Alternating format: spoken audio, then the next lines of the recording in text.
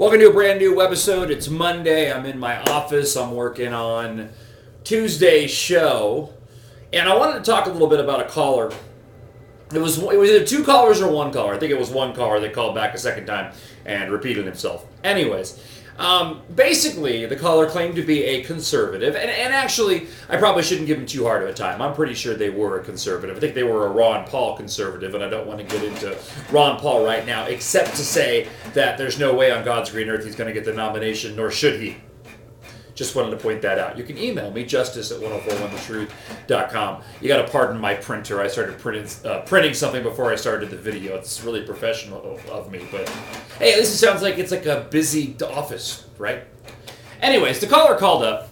It was a seminar caller and was basically making the argument that he's so sick of hearing conservative talk show hosts, myself and others included, talk about obeying the rule of law and in terms of Occupy, which he said he didn't agree with, but seemed as if he was sympathetic to those who were saying it was unconstitutional to force individuals to not be able to protest in parks that have curfews or laws or ordinances, local municipalities, and making the comment that the wars are unconstitutional, that the war in Iraq was unconstitutional, and he heard me support it, saying you need to have Congress approval and blah, blah, blah, blah. And it was just one of those moments where, I'm listening to the guy ramble, and he's throwing a lot of stuff out there, and I just basically sort of let him say his piece, and then I moved on. I really didn't feel like addressing it at the time. And it really bothered me. It bothered me from the standpoint of what I didn't say and what I should have said in retrospect.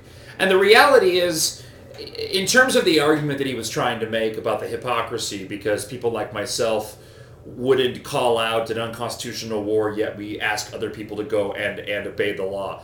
There's a big difference here. And first off, let me address the unconstitutional war aspect of it, because he made the claim that I supported the war in Iraq, and I did support the war in Iraq. And I still do, for as long as we're there. Congress voted on it, and we moved forward. I supported the mission, and I supported our troops and what they were doing, and I think they did a lot of good for the country.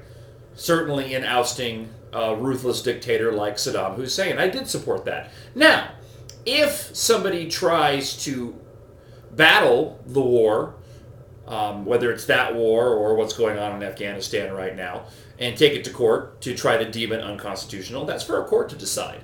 And I'll base my opinion after the fact about whether I was wrong or right based off of what the court says. But right now, nobody's done that.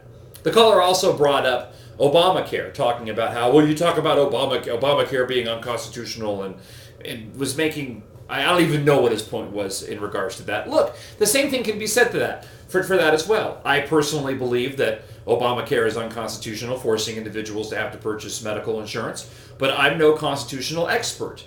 I'm going to let a court decide that. Now, you can argue that the courts are biased and a rule in favor of it because of that, but the reality is we elect individuals into power who end up putting other individuals in positions of power, and ultimately people who serve on the Supreme Court, so we're the ones responsible. I'll respect whatever that decision is of those individuals. There's one big difference, though, in all of this. The difference is I'm willing to obey the laws as they stand to find out what a court says. I'm not willing to break those laws until a decision is made. And again, that goes right back to the people who occupy, and especially here in Tucson, which is a bad copy, as I said before, of the other Occupy movements, who continue to say it's our First Amendment privilege and it's unconstitutional for them to boot us out of the park. Well, then you know what? You need to go and fight to have that proven.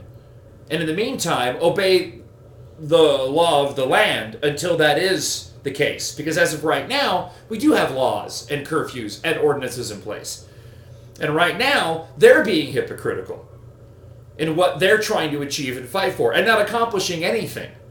While other individuals try to go and fight and try to have a court decide whether or not something is constitutional or not, these individuals say, no, we're going to break the law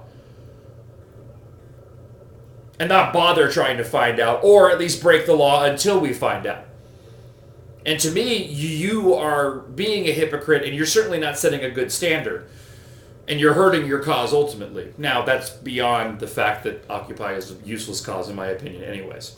So I was really bothered after that phone call over the fact that I didn't respond that way. And it doesn't happen very often on the air, but the person was, pretty upset and impassioned. And at the time, I just wanted to allow him to say his piece and then move on. And I'm bothered by the fact that I didn't stop to say, you're right, I did support those wars. And I do support the troops. And if at some point in time a court decides that they were unconstitutional, then I'll address it at that case and at that point in time. But right now, nobody has done that. And I still support those wars, and I still support our troops in their endeavor. Because ultimately, I support the individuals who at the time made the decision to go and fight in those wars. And I still stand behind our troops that are there, many of whom feel like they're doing the right thing as well. All right, there you go. Brand new episode. I'll record some more later this week. Thank you so much for watching. Talk to you later. Bye.